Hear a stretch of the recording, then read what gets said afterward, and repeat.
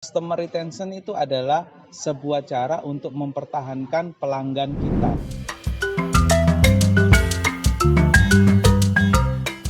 Assalamualaikum warahmatullahi wabarakatuh. Selamat sore teman-teman. Hari ini kita jumpa di ajang ngoles ya, ngobrolin sales. Kita hari ini bahas mengenai sales cycle. Menurut teman-teman semua, apakah kalau umpamanya sales sudah menjual satu barang, itu sudah selesai tugasnya? Ops, belum tentu. Di zaman sekarang, terutama kita dalam menghadapi pandemi gini, kita harus merubah mindset jualan dengan mengelola pelanggan. Yaitu nanti saya jelaskan apa sih sebenarnya kiat-kiat itu. Oke, kita nantikan. Kalau memang teman-teman ada komen, nanti silakan di komen. Apabila ada kekurangan, mohon masukan juga buat teman-teman.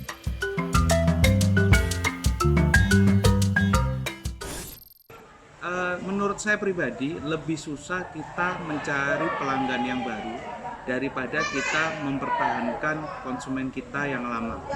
Contoh, teman-teman pasti sudah pada makan produk fried chicken yang ternama ya di Indonesia ini. Secara tidak langsung teman-teman akan merekomendasikan ke saudara, teman-teman, atau family ya. Anda dibayar berapa? Secara tidak terasa Anda sudah menjadi marketing tanpa bayaran dari produk fried chicken tersebut. Sadar nggak teman-teman? Nah, jadi sekarang teman-teman tinggal memilih apa yang harus Anda lakukan, gimana caranya supaya mempertahankan pelanggan tetap, supaya konsumen tersebut menjadi langganan. Jadi saya ulangi lagi, ketika teman-teman menjual suatu produk barang, tugas teman-teman itu belum selesai. Yang lebih berat malah akan dimulai, yaitu mempertahankan konsumen supaya menjadi pelanggan. Jadi ketika ada pelanggan ingin membeli produk teman-teman, itu mindset pelanggan mereka punya mindset itu sudah tertuju ke teman-teman. Contoh, ketika beli motor, saya ingat nama salesnya, itu saja. Atau kepingin beli mobil, pingin beli makanan, produk apapun itu langsung teringat sama teman-teman. Itu yang susah, yaitu membina hubungan baik dengan pelanggan Anda. Caranya gimana? Teman-teman harus membina sebuah hubungan baik dengan mereka. Itu yang disebut namanya customer retention, yaitu mempertahankan hubungan baik dengan pelanggan mereka.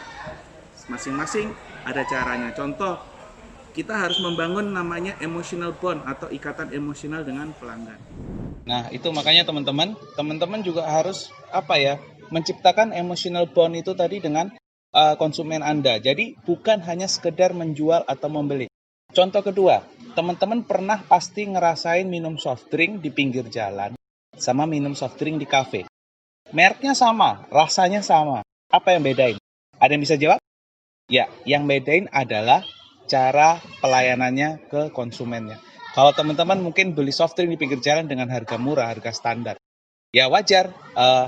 Beli barang, terima uang. Tapi kalau di kafe apa yang bisa bedain? Kenapa harganya bisa mahal? Menurut teman-teman apa? Yes, pelayanannya. Emotional bond-nya akan terjalin. Contoh, dibukakan botolnya, dituangkan ke gelas teman-teman, gelasnya bagus, ada es batunya, pelayannya ramah, senyumnya ramah. Ya, apalagi kalau waitersnya itu cantik gitu ya. Pasti teman-teman lebih senang. Jadi teman-teman akan rela membayar yang harganya bisa 4 kali lipat dari harga normalnya. Ya teman-teman. Emotional bond sangat penting. Jadi ikatan emosional itu yang harus dibina antara teman-teman dengan konsumen teman-teman masing-masing. Agar konsumen teman-teman itu akan jadi langganan teman-teman dan akan tercipta yang namanya repeat order. Kalau sudah repeat order berarti teman-teman akan namanya jadi langganan atau pelanggan teman-teman. Begitu ingin membeli produk tersebut, konsumen akan merekomendasikan nama teman-teman ke relasi konsumen tersebut. Akan tercipta yang namanya pelanggan. Tidak semuanya itu dinilai dengan diskon, promosi, atau uang. Tetapi lebih ke emotional bond. Ya teman-teman, yaitu ikatan emosional. Ya, makanya kerja cerdas daripada kerja keras.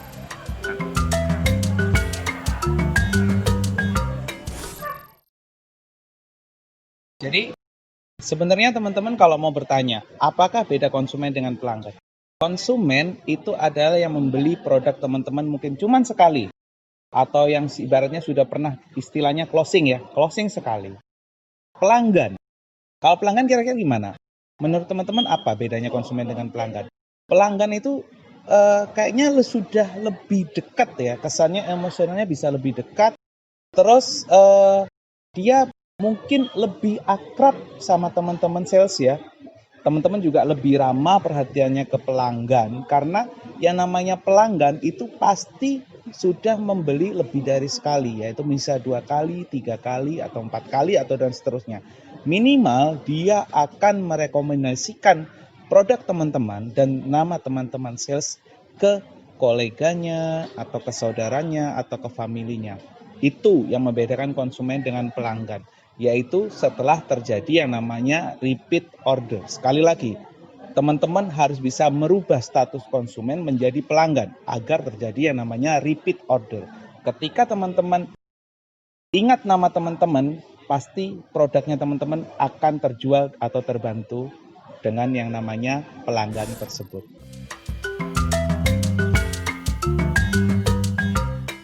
Nah, gimana caranya sih kita bisa ngerubah status konsumen jadi pelanggan? Itu yang namanya pentingnya customer retention. Customer retention itu adalah sebuah cara untuk mempertahankan pelanggan kita supaya akan dekat seperti kita terus ya, kita terus jadi dekat banget ya, akrab. Jadi bukan hanya cuman sekedar proses jual beli. Teman-teman itu juga harus bisa ya chit-chat lah. Maksudnya setelah menjual barang tersebut, teman-teman jangan segan-segan untuk menghubungi lagi by WA, by telepon, by medsos ya.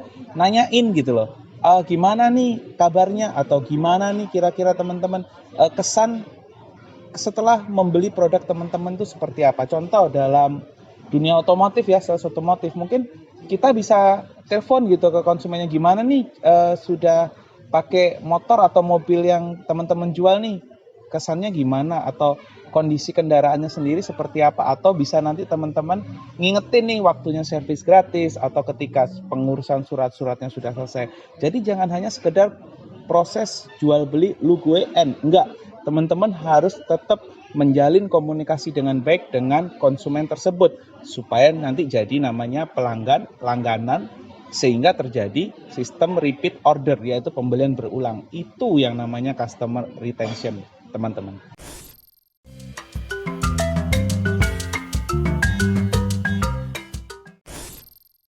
Oke, jadi kiat-kiatnya seperti apa sih supaya pelanggan itu bertahan ke kita? Ya itu tadi teman-teman, jangan setelah kita membeli, contoh ada konsumen atau pelanggan teman-teman membeli barang dari teman-teman, itu jangan langsung udah selesai gitu, enggak. Tapi kita tetap harus membina. Caranya gimana? Ya iseng-iseng WA kek atau DM kek ya, DM atau mungkin telepon nanyakin kabar atau ngecek gimana sih kondisi barang yang teman-teman jual gitu ke konsumen. Atau kalau enggak, teman-teman bisa kita lihat nih, kalau umpamanya teman-teman punya database-nya, medsos, kita bisa sekedar say hi atau gimana. Terus umpama nanti teman-teman ada dia berulang tahun atau mungkin saudaranya anaknya berulang tahun, tetap ucapin teman-teman supaya nanti teman-teman tetap dapat perhatian dari pelanggan Anda tersebut, sehingga mereka itu bukan menilai hanya sekedar jual beli saja. Jual beli ke teman-teman setelah selesai proses jual beli itu maka hubungannya akan selesai. Tidak, tapi lebih kembali lagi tadi saya tekankan ke emotional bond. Jadi bukan hanya sekedar proses jual beli, tetapi lebih dari itu. Perhatian sangat penting ya teman-teman. Saya ulangi, perhatian sangat.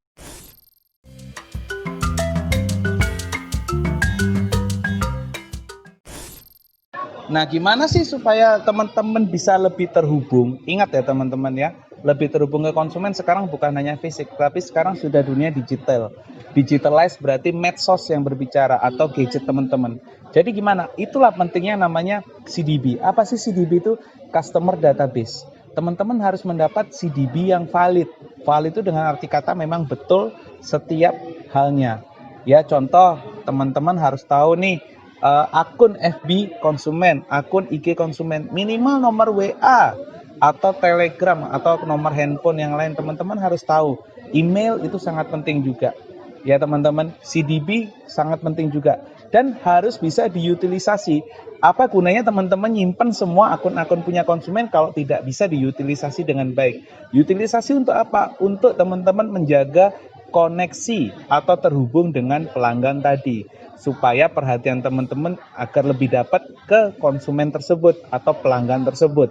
Teman-teman, ingat teman-teman, begitu Anda baik, mungkin nama Anda akan viral baik, tetapi ketika teman-teman membuat salah atau membuat kecewa konsumen, maka teman-teman juga akan viral kejelekannya, karena semua dunia digital sekarang sangat terhubung satu sama lain. Jadi begitu melakukan salah, mungkin seluruh teman di FB pelanggan atau IG pelanggan tersebut bakalan tahu, dan nama teman-teman dan produk yang teman-teman jual itu akan tercoreng. Itu aja sih isi konten sore hari ini. Kalau teman-teman ada usulan hal yang pengen dibahas, silakan tulis di kolom komentar. Yang pasti jangan lupa like, subscribe, and share ya, untuk perkembangan channel YouTube kami, dan follow IG di bawah ini. Itu saja, selalu sehat, selalu sukses ya, kerja cerdas dan selalu berusaha. Assalamualaikum warahmatullahi wabarakatuh. Selamat sore.